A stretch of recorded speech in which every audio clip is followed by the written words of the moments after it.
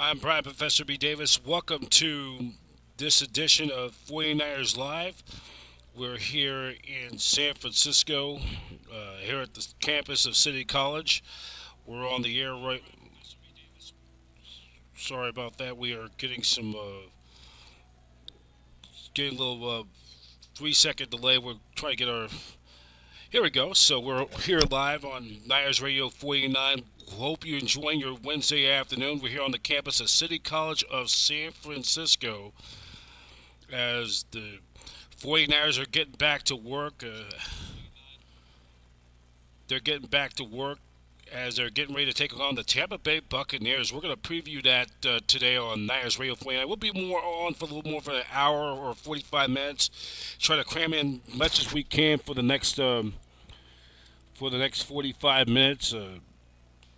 Here on Niners Radio 49, here on this typical fall weather afternoon here, late afternoon here in the city of the Bay in San Francisco. 49ers taking on the Tampa Bay Buccaneers, and that will be a late game window on Sunday, 4:25 as a kickoff Eastern Standard Time, 1:25 on the West Coast. We will be getting hearing from today on our podcast. We'll be hearing from we're gonna hear from Kyle Shanahan. He'll preview the 49ers and the Buccaneers, and then we'll hear from Todd Bowles and Baker Mayfield. We'll hear from both of them. We preview the 49ers and the Buccaneers. Just a reminder, if you're checking us out on YouTube Live, go to youtube.com/at Niners Radio 49. And please don't forget, click the subscribe button. So we're going to have a good one today. We're going to preview we'll start off with Kyle Shanahan's presser, and then after that, it'll be Todd Bowles and Baker Mayfield. We'll get you ready for Niners and Bucks for this Sunday. It's a late game, 1:25. That game will be on CBS. The top team will be Jim Nantz along with Tony Romo with the call down at Raymond James Stadium. So we're going to right now get ready to, we're going to get you ready to go to Kyle Shanahan's talking with the media earlier today. As always, the video feeds courtesy by 49ers.com, and we like to thank the San Francisco 49ers for their assistance. So it is Kyle Shanahan earlier today speaking with the media, and it begins right now.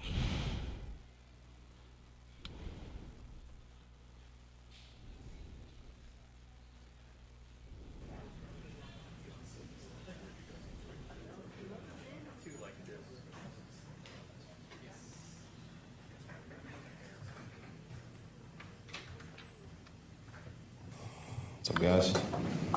Injuries for today. Ricky Pearsall knee will be out. Watkins calf out. Robert Veal ankle out. Brock Purdy toe out. Jawan Jennings ankle/rib out. Alfred Collins knee out.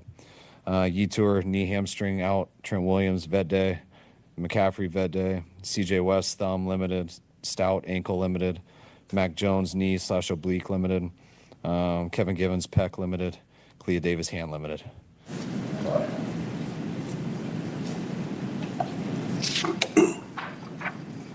How'd you assess Brock's progress, and is there any thought at all putting him on injured reserve? Hasn't been on thought on IR, and he's progressing. Yeah. Is there a reason Brock didn't travel to Los Angeles? Just with where he was, we thought when he traveled the first time, he was a little sore after it, so we just don't want him to fly and everything for that reason. Thing with all the other injured guys? Yeah. They don't do it because we think it helps them leave him behind. You've always said try to get to be 50-50 run pass. I know 4-1 is by far the most important stat, but you're 59% pass right now. Are you a little uncomfortable with that, or it's just the way? Like, did you approach these games thinking most of the time we're going to have to throw a little more than usual? No, I think that's more how I feel during the games. I don't approach games that way much. Every game I've ever been in, I understand it can go either way, one-sided or the other. So you're always ready for that, for how a game goes. But no, that's the way these games have played out, and seems like it's been important for it to play out that way. Tampa's got the number one run D outside of Vita Vea. What stands out when you watch them on film? Maybe Todd's scheme. I mean, regardless of who they've ever had, he's always a good run defense. When they want to take away the run, they know exactly how to do it, from the calls he makes, how they play with their 3-4 front. Then when you have people like Vita Vea, is as good as it gets in that area.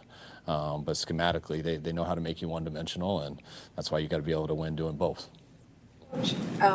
Reports are out about, the trade deadline and the possibility of you guys wanting to kind of help out with that Bosa void.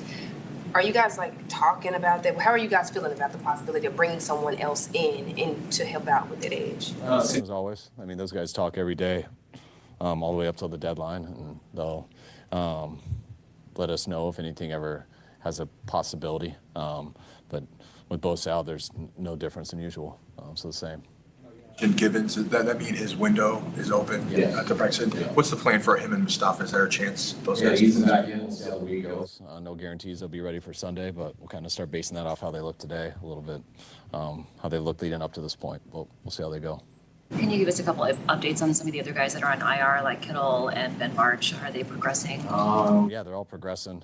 Hopefully we'll have a chance at Kittle next week. Just a chance.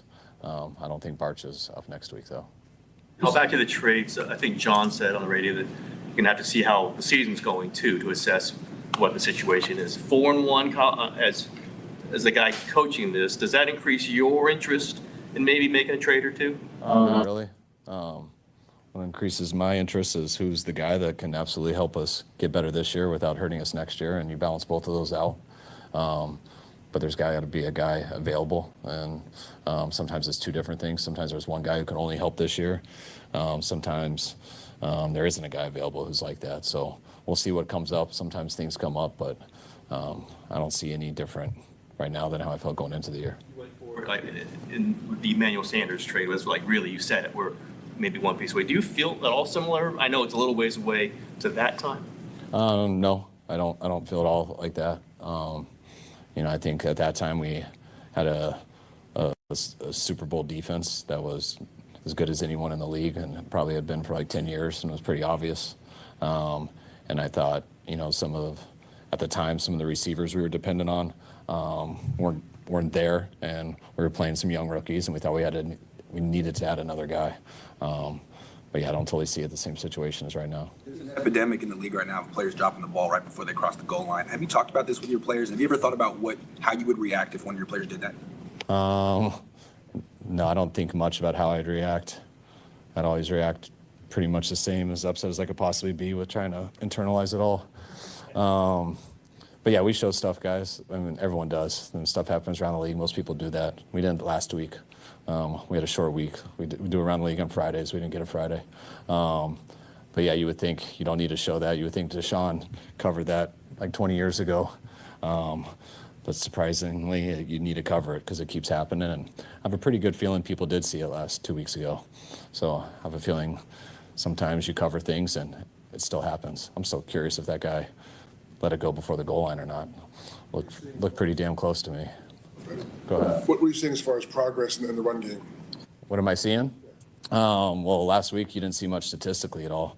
Kind of had an idea going into the game how big of a challenge that was going to be.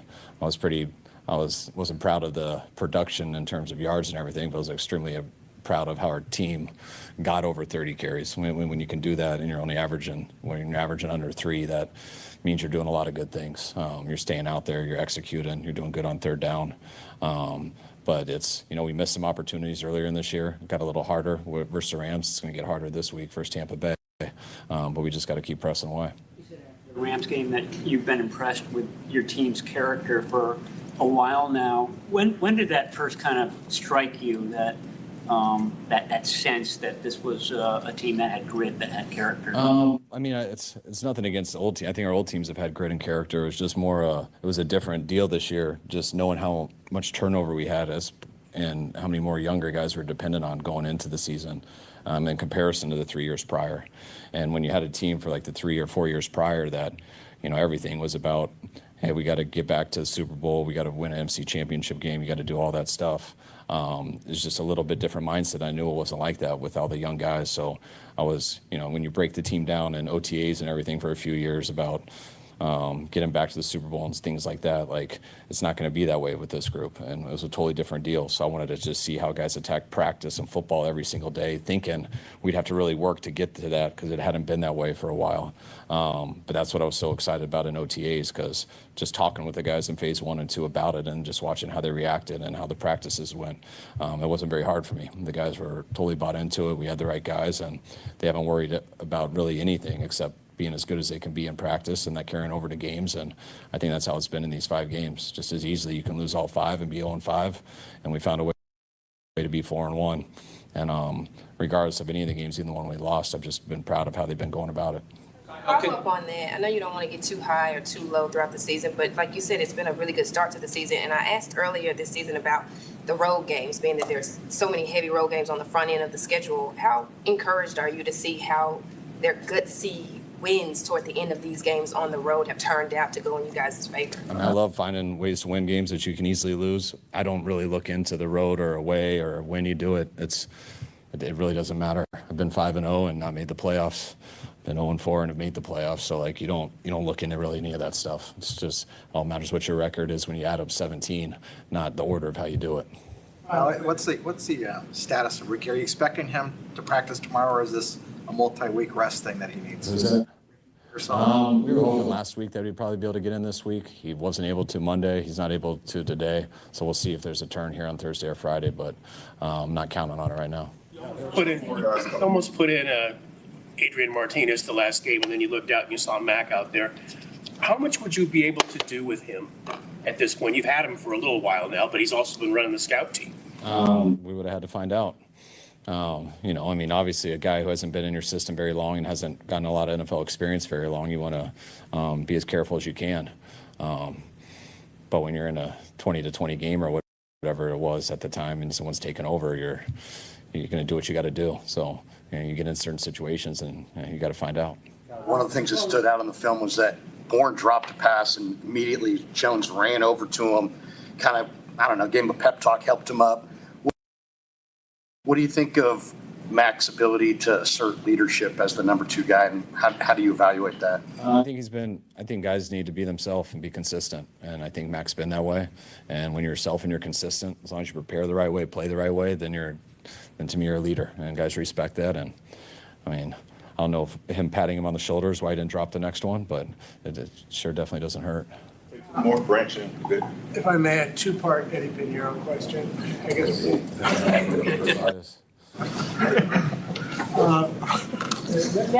Sorry, threw me off. I guess the first part is that why he's historically good.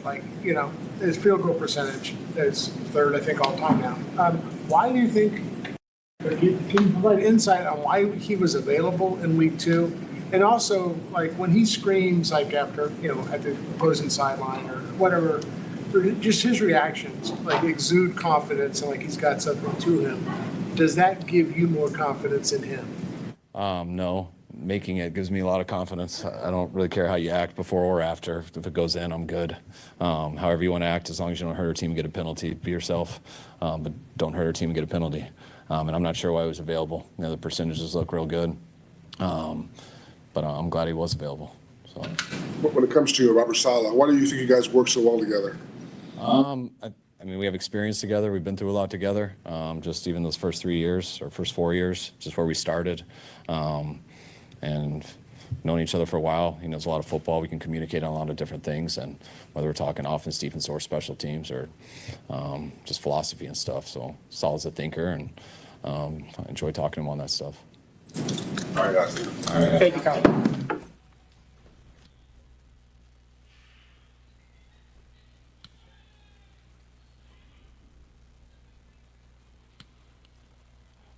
All right, that was 49ers head coach Kyle Shanahan discussing in the preview of the 49ers and the Buccaneers.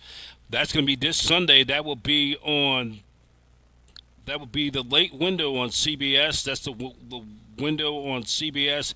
1:25 kickoff, and you catch on CBS Jim Nantz and Tony Romo with the. In 1980, the Tampa Bay Buccaneers played in the shadow of the most successful season of any expansion team in NFL history. Vivid memories of the 1979 division championship. So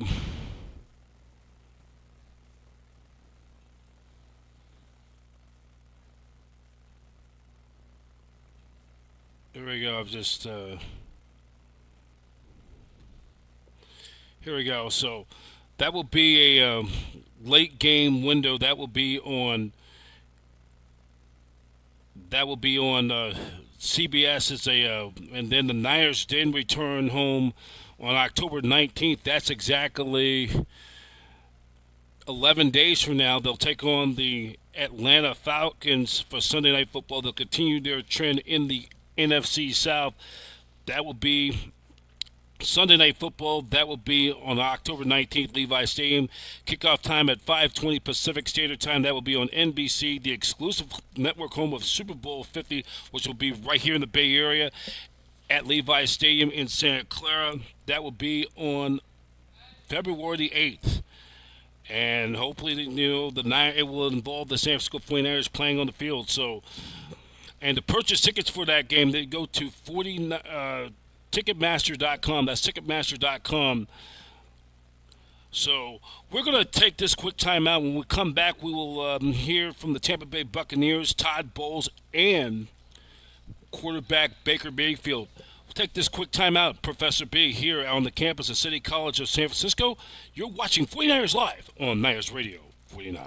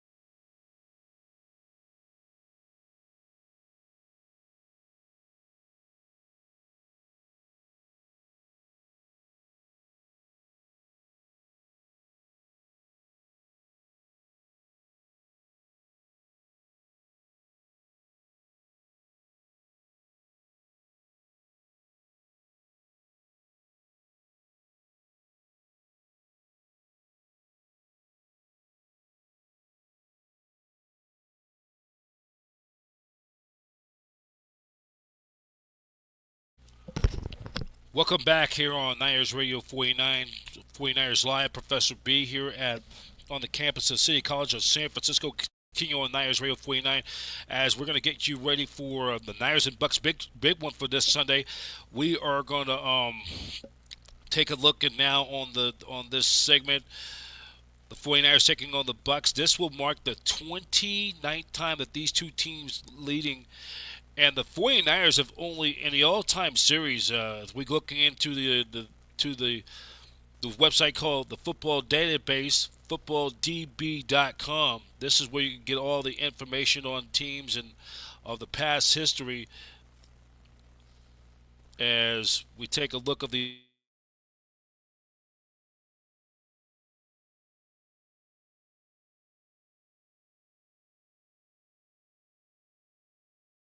all-time record. The 49ers in this all-time series, they lead. Hook up. This series goes all the way back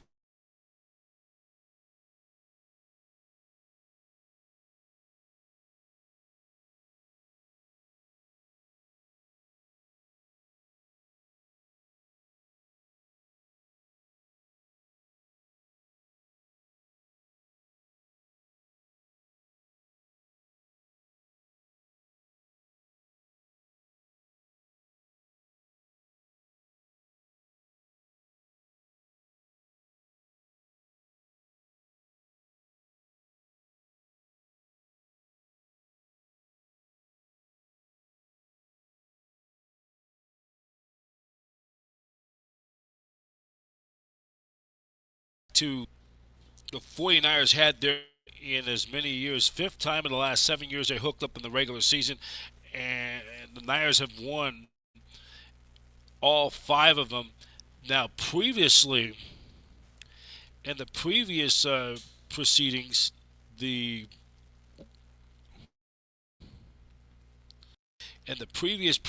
since going back to 2004, the teams between 2004 through to 2010 split the next two. Each team, the Buccaneers, they end up winning a pair. The Niners winning and Bucks winning, both splitting, going 2-2 of the 4 from 2004 through 2010.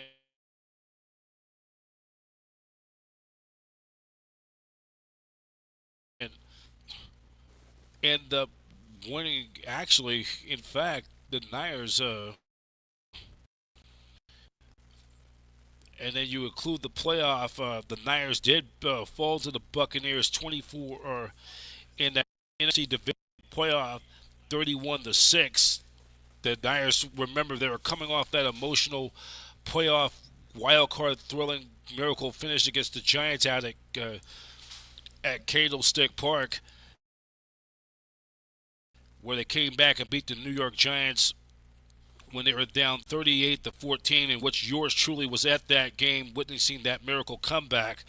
The Niners came back and scored 25 unanswered points to win that game. And then a week later, remember the Buccaneers had the bye that week. They had the first round bye. They were off that weekend. Then the Buccaneers, with the number 1 ranked defense in football, led by John Gruden, and of course John Lynch was with that team when they won the franchise's first Super Bowl. They go on to beat the Niners 31-6 in what would be Steve Mariucci's final game as head coach. And they parted ways after the season concluded. And by that time, we all know what happened. We don't need a reminder. After when John York pulled the plug on Mariucci, things just pretty much for the remainder of the decade went south for the 49ers, and they would not return to postseason for nearly a decade until Jim Harbaugh came there in 2011, some 14 years ago. But in times, the 49ers, you look at the all-time series since 2005, because after that, the Niners end up splitting a pair. Each team, including the playoffs, end up splitting They end up splitting a pair after that playoff game in the regular season. The Niners winning, splitting the next three, but then the Niners were able to win. We end up winning three of the next four from the regular season from '03 to '07. Then Buccaneers end up. Then it was pretty much a split from 2010 to about 2013. It was the Niners winning, and then the Buccaneers won in 10. Niners end up winning a pair, and then the Buccaneers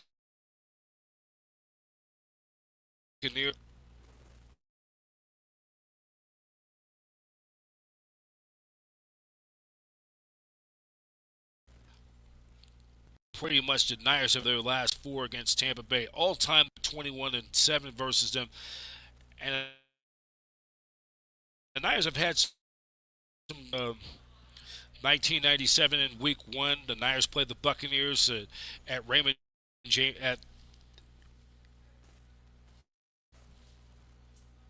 as I'm gonna remove this.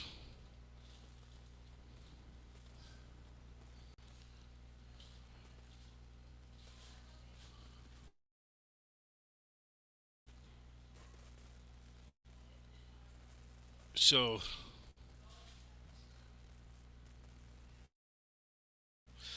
the 49ers end up that year in 1997 end up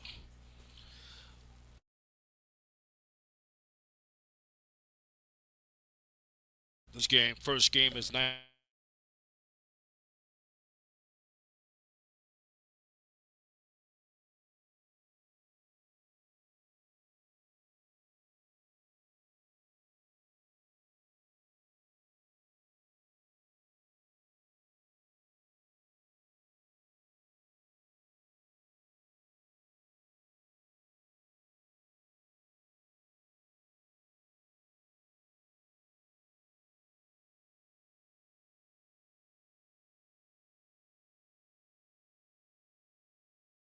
To 6, and that was a game where Jerry Rice tore his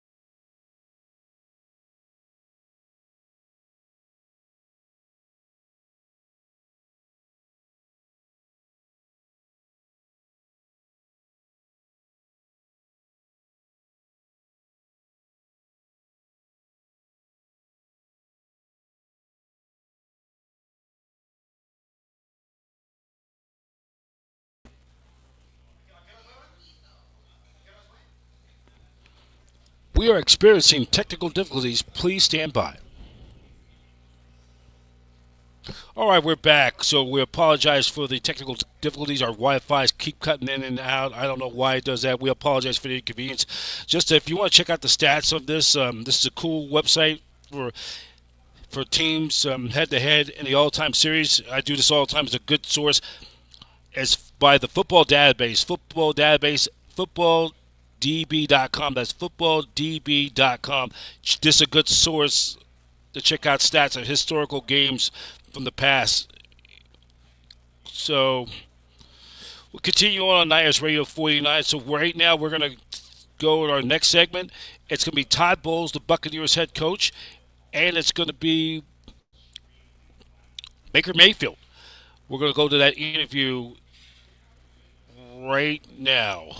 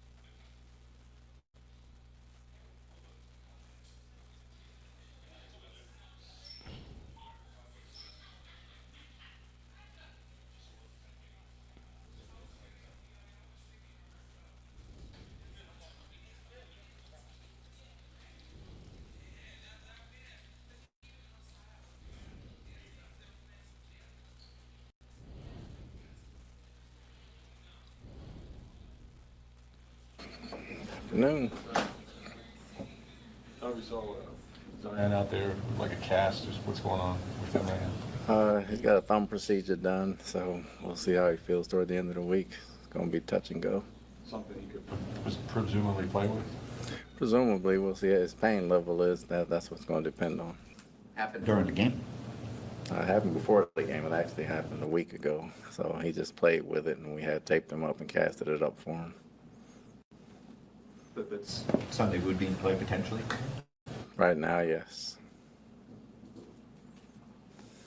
49ers defense, they've undergone some personnel changes. It's more of a younger team now, but they're playing really well. Can you just speak to what they've been able to do with Robert Saleh coming back to be so good, like on third down, for example, where they're... They play fast, number one. They play very fast. They're very good up front with games and stunts, and they play powerful.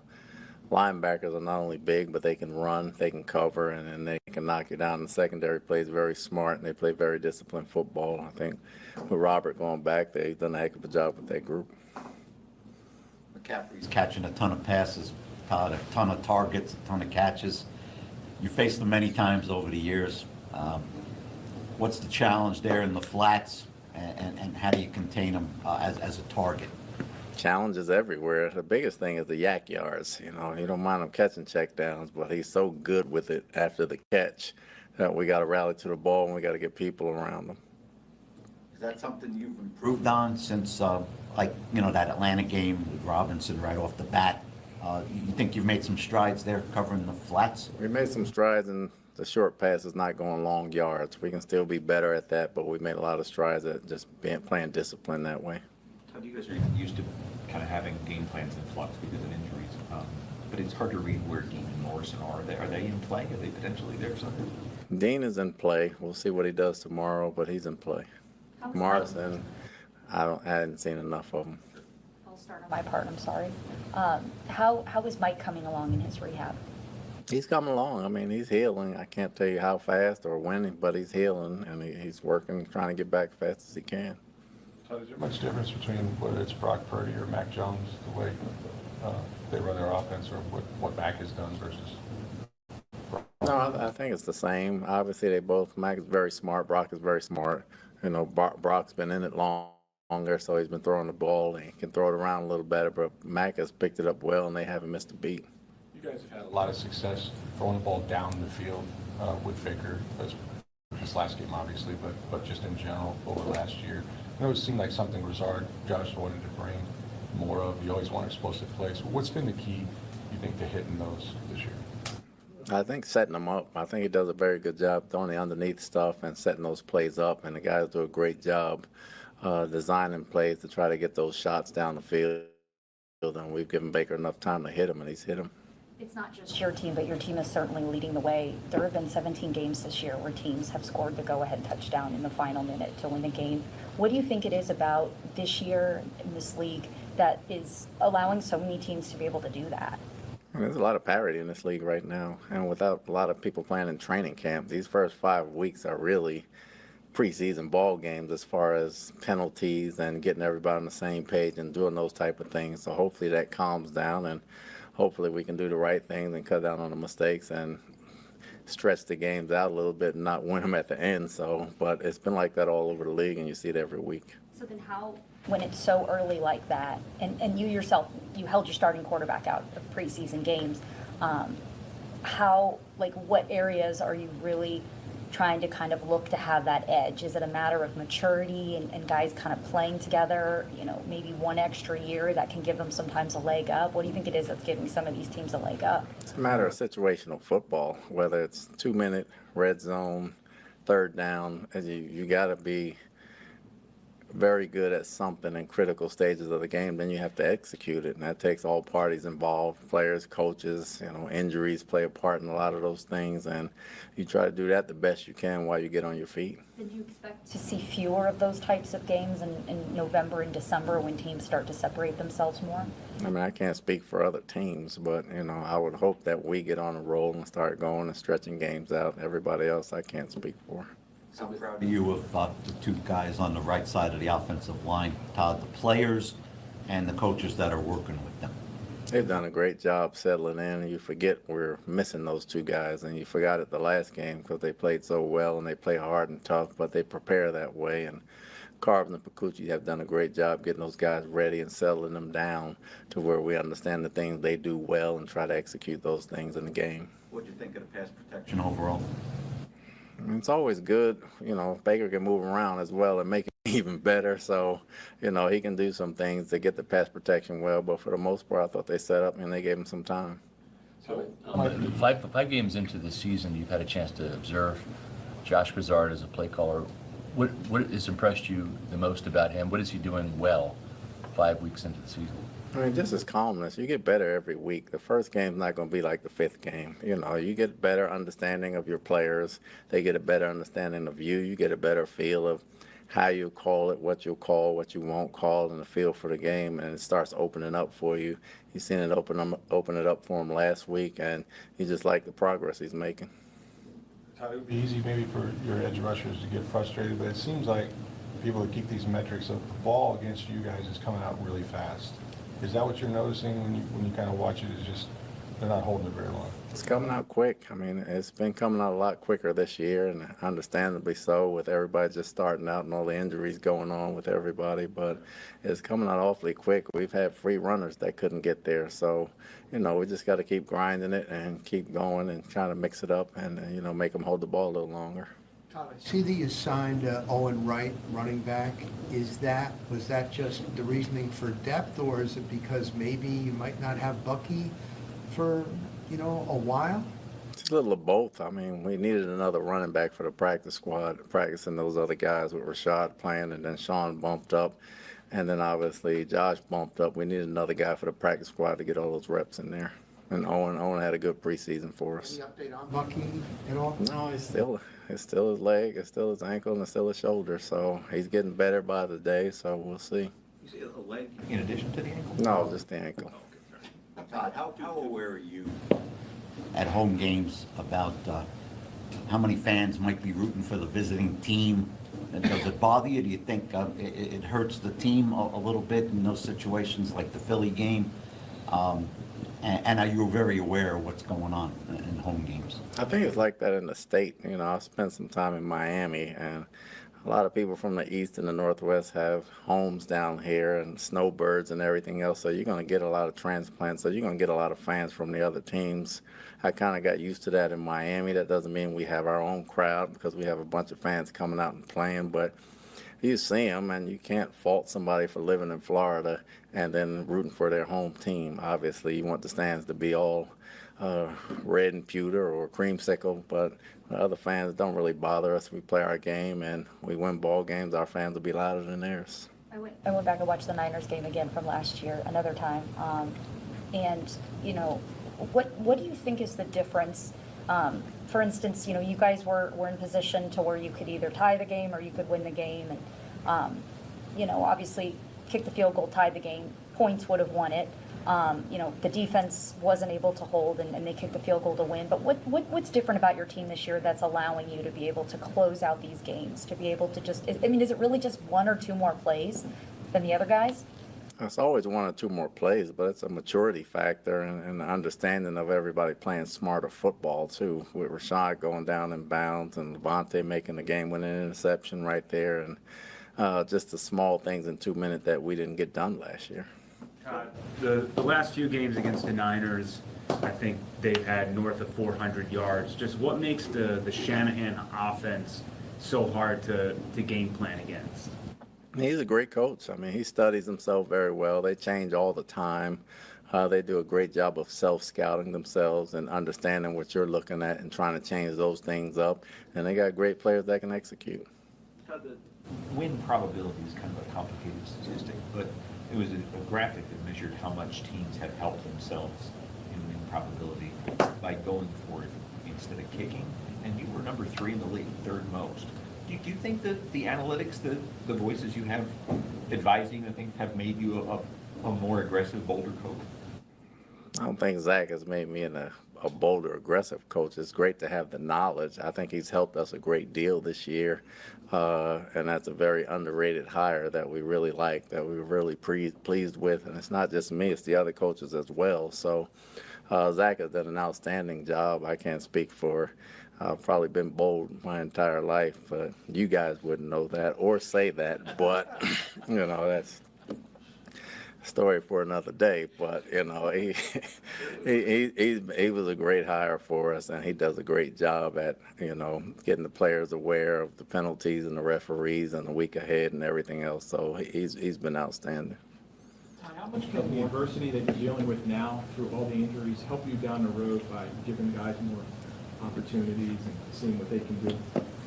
Well, hopefully that comes with wins, and you can stack the wins early and you can get your star players back later. That just helps you solidify the second half of the season and get on the same page and hopefully get on the roll that way. But with guys getting experience and playing early and us having to be winning in the process, can't do nothing but help us.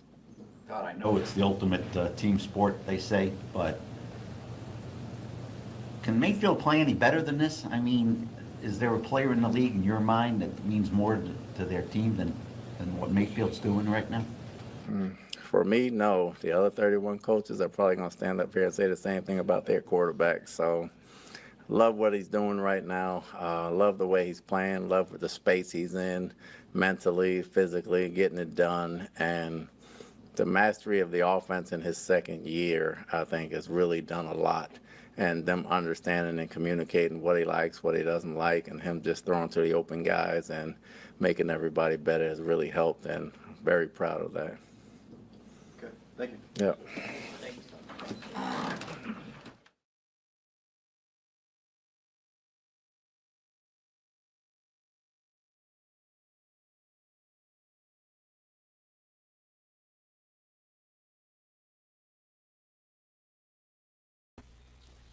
All right, that was Buccaneers head coach Todd Bowles speaking to the media down in Tampa, Florida.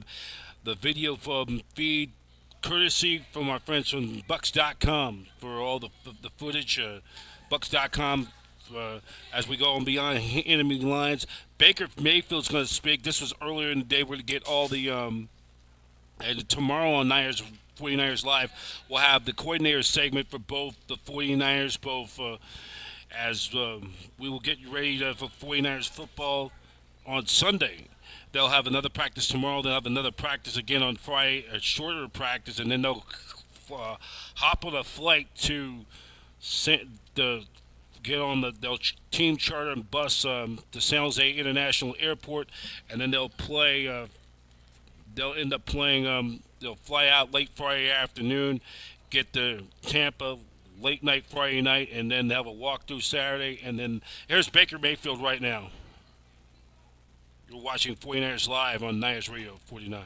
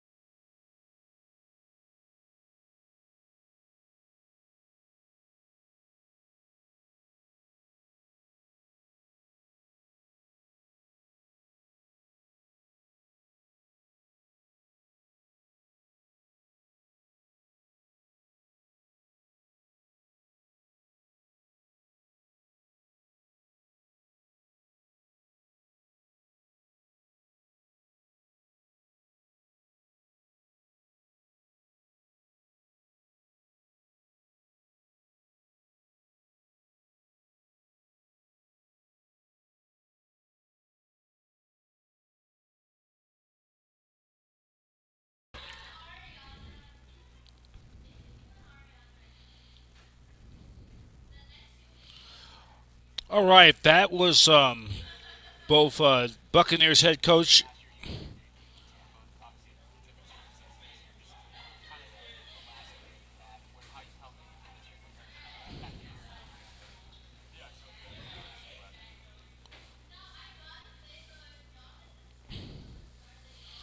Oh yeah, that was Oh, okay, that was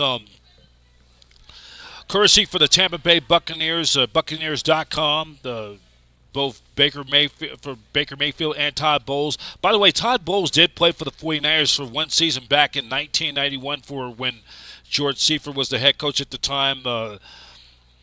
And he has ties with the Miami Dolphins, coached with the New York Jets, and Buccaneers right there in the thick of this in the NFC, trying to get that top spot. So the Niners right now, technically right now, they're right now one of the top spots in the NFC, second behind Philadelphia because of the net point differential. So there's still a lot of football to be played. And we're going to take this quick timeout. When we come back, we will hear from Christian McCaffrey, CMC, Malik Mustafa, Fred Warner, Pinero, and so much more. Professor B, you're watching when we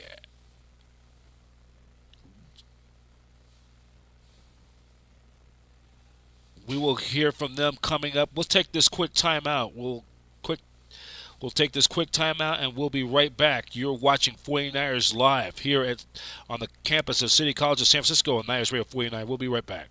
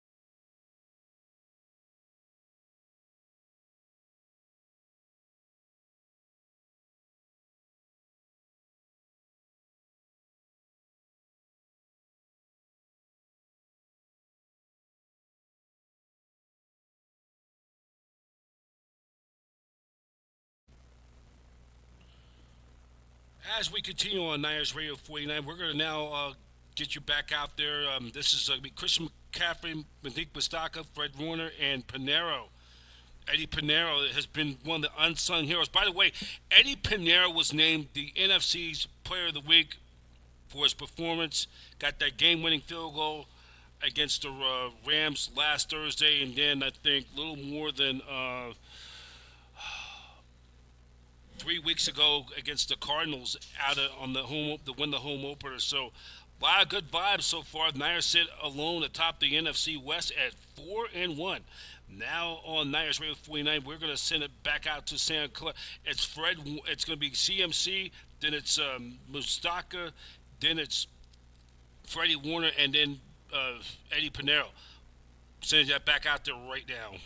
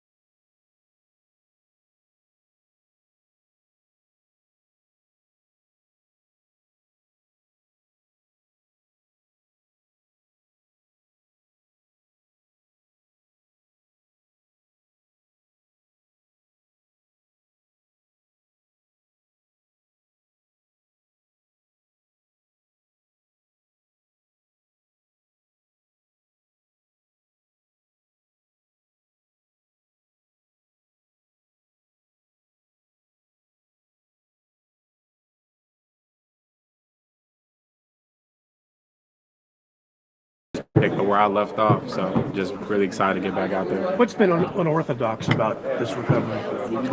Just, college, schedule, just maybe like having to go to class after rehab and everything. And now it's just more so just kind of focusing on, different types of movements, not just focusing on my knee, but just, focusing on other areas of my body in totality. So I think, it taught me a lot about taking care of myself and different parts of, my body to kind of help me, build that longevity going forward. You're going to be the same confident, heat-seeking missile, so to speak, that you've been since you got here, as soon as you step out there? I mean, I didn't get surgery on my brain, so, it's the same thing. So I'm just trying to pick up where I left off and, keep the main thing. Not to be too invasive, but you spoke and gave credit to your upbringing with your parents for your mentality and your mindset each time you step out there. Just wondering if either one of them gave you some type of nuggets going through this kind of time to recover from an ACL surgery before you step back out there. I mean, I feel like my mom and my dad, just kind of made sure to always keep God first. That was my main thing.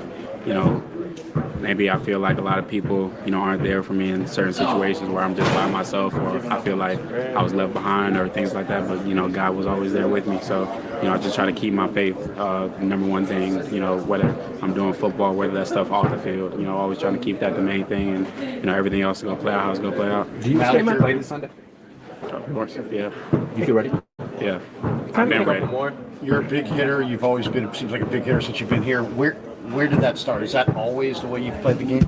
I mean, I grew up kind of, being undersized. So it was just like a thing where can I separate myself, just being a little kid. So just having, that Mighty Mouse mentality, being a, big dog, even though I might not show it physically, but mentally, that's going to give me the upper hand. So just, it wasn't different when I was in high school. It's not different in college, and it was definitely not going to change when I'm in the league. So just throughout my football career, I have to try to keep that the same motive.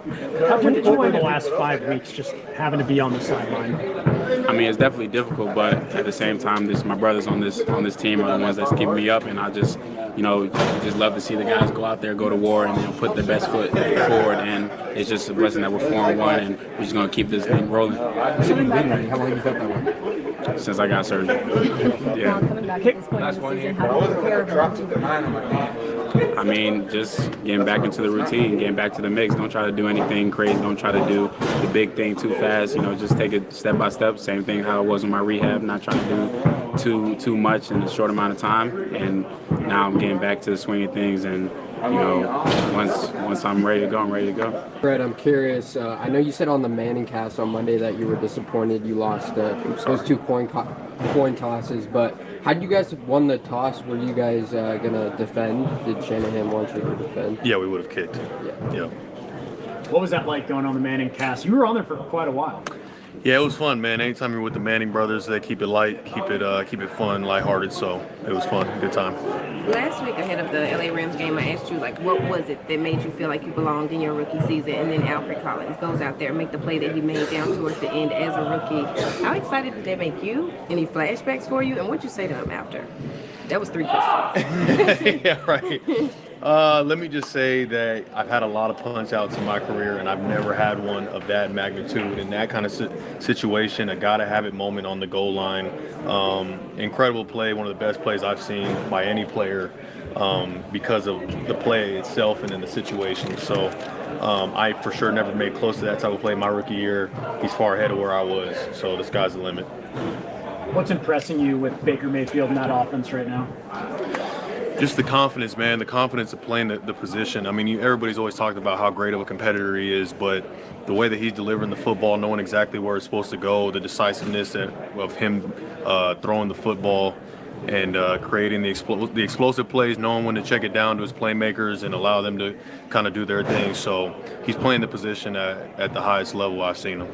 Fred, with your versatility, you go into every game just kind of with your own mindset of what you need to do specifically to help the team best in the game.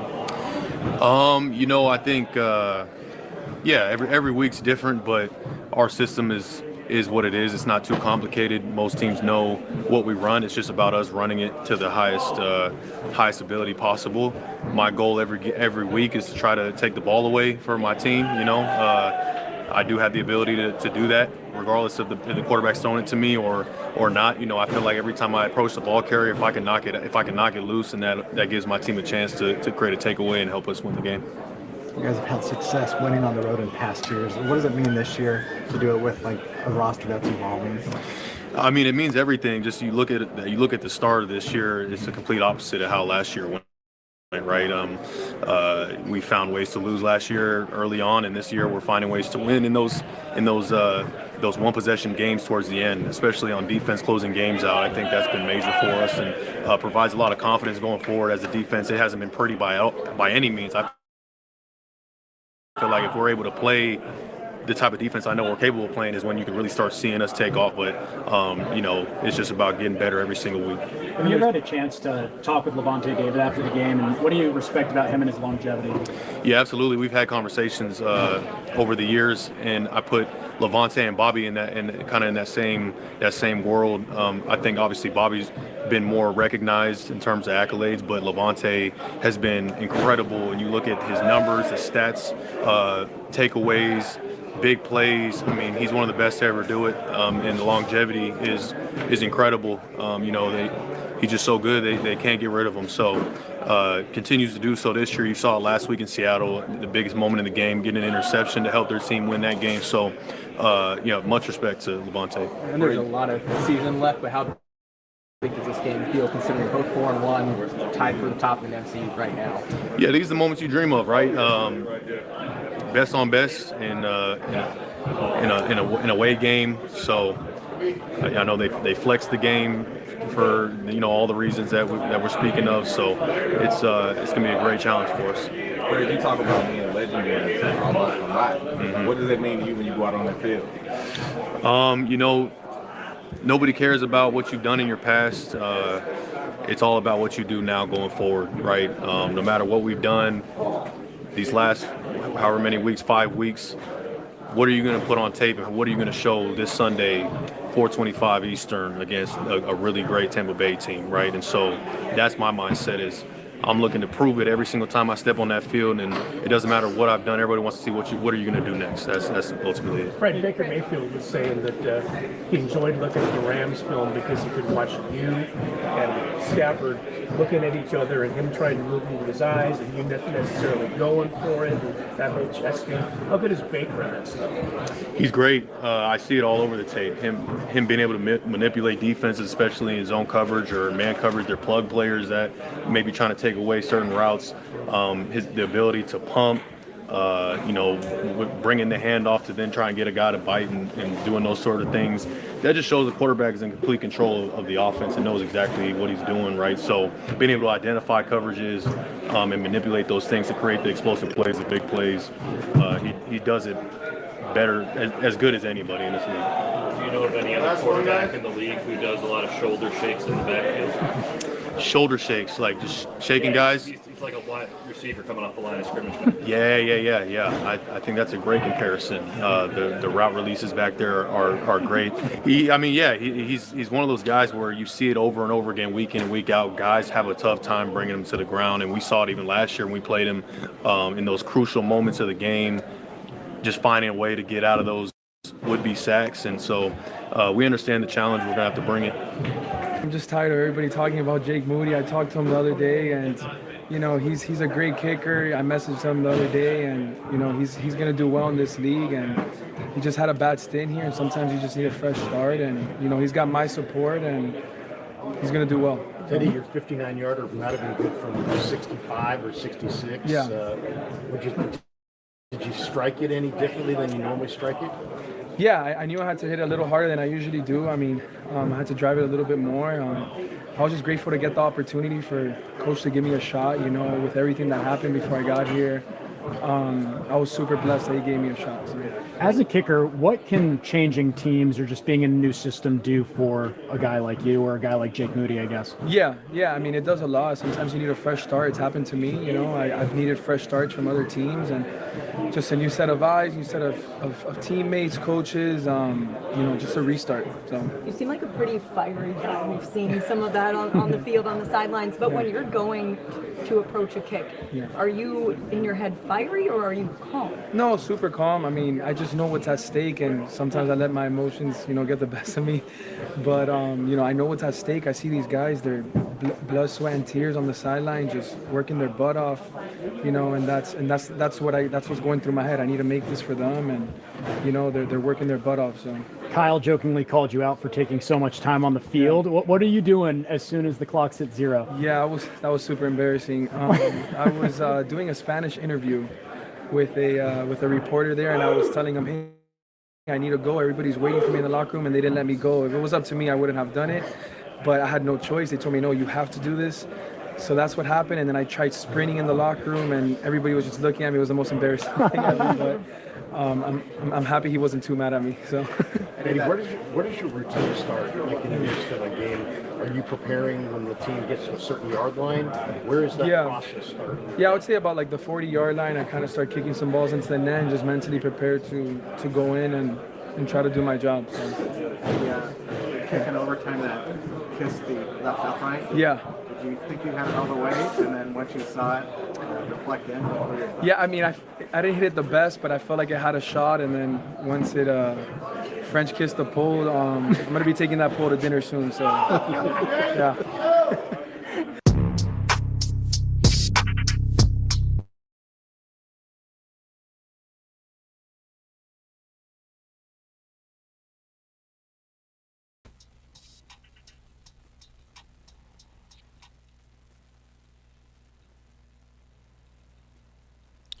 All right, you heard from A. Pinero, which by the way, he was named the NFL's or the NFC Defender Special Teams Player of the Week following his standout performance against the Rams last Thursday night against the Los Angeles Rams.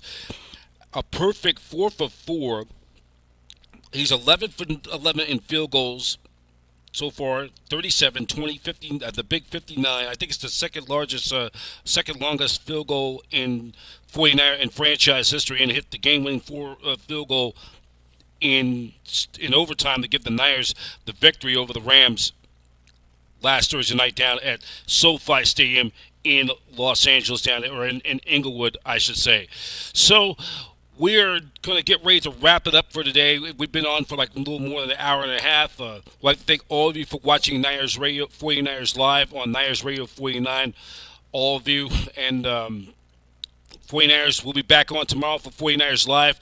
We'll have the coordinator segment for both the Niners and the Buccaneers. Shout out to the 49ers, 49ers.com, and 49ers Studio for all the footage from Levi Stadium in Santa Clara, and from Buccaneers.com as well. We hope we try to get somebody from the Tampa Bay Buccaneers to come on our next podcast either tomorrow or Friday. We preview the 49ers and the Tampa Bay Buccaneers in one of our segments. And we're going to get ready to wrap it up right now.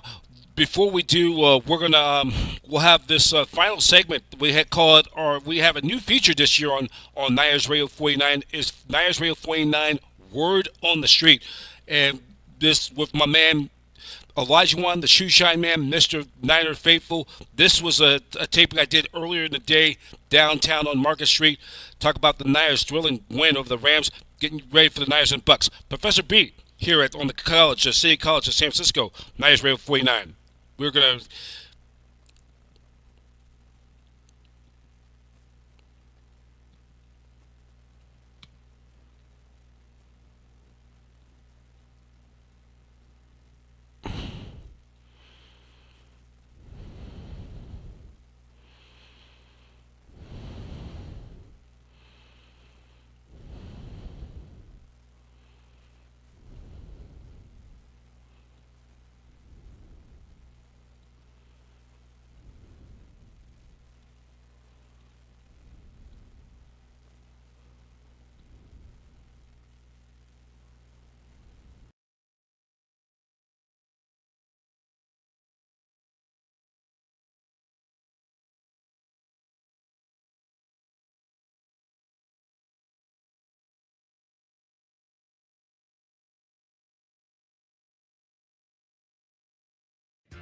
Welcome to this segment on Niners Radio 49, known as Word on the Street. We're talking to the Shoe Shine Man, Mr. Niner, Elijah Wan.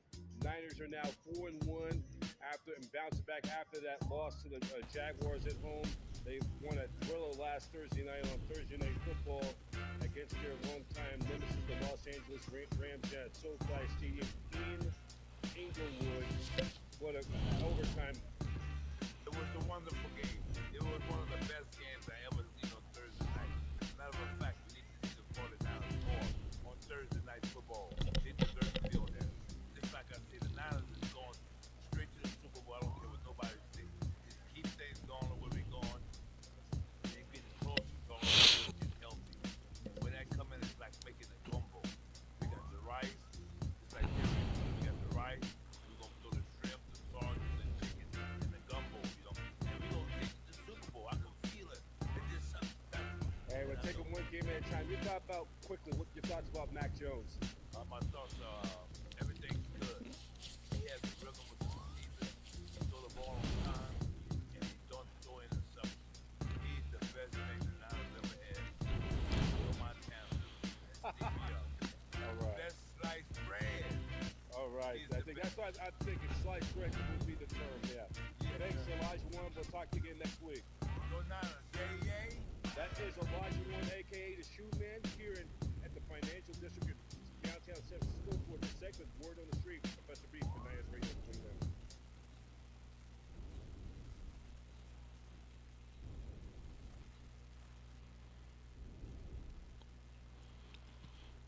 All right, that was Shoe Shine Man, Elijah Warren, the Shoe Shine Man, Super 49 Man faithful.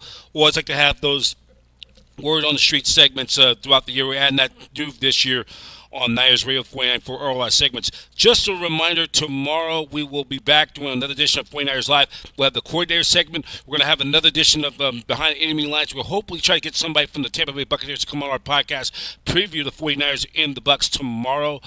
We'd like to thank all of you watching. And again, the 49ers will take on the Tampa Bay Buccaneers. Remember, the game has been switched from a 10 a.m. to a late game. 1:25 p.m. kickoff will be on Sunday. That will be on CBS. Jim Nantz and Tony Romo with the call. Late game down in Tampa. There'll be a lot of Niner fans down there in Florida rooting on for your 49ers. That will be on CBS as the late game. 1:25, not 10 a.m., 1:25 p.m. Pacific Standard Time, 4:25 Eastern Standard Time. That would be on CBS for the late game. Jim Nantz and Tony Romo with the call at Raymond James Stadium in Tampa. And the game will be on the U.S. Bank 49ers Radio Network, KMBR 680, 104.5, with Guy Haberman and Tim Ryan with the call. And then the Niners after that game, coming up in 11 days' time, they will, in 11 days' time, the 49ers will return to the Mecca, the Levi Stadium, for a primetime Sunday night game. They'll take on October 19th, 11 days from now. They take on the Atlanta Falcons at Levi Stadium in Santa Clara. It'll be a 5:20 p.m. kickoff time. That will be on NBC, the exclusive network home of Super Bowl 60, which will be here in the Bay Area for only the third time ever. First time in a decade. It'll be here, third time in history that the Super Bowl will return to the city of the Bay. So just thank you for watching us on NINERS Radio 49. We'd like to thank all of you. As always, check us out, youtube.com/@NINERS Radio 49. Please always click the subscribe button. And we hope you enjoyed this podcast. If you just tuning in, you just missed the podcast, you can always watch this and always give us our feedback as well. So thank you for tuning in. And for now, I'm Brian Professor B. Davis, and so long. Thank you for watching 49ers Live with yours truly, Professor B, on NINERS Radio 49.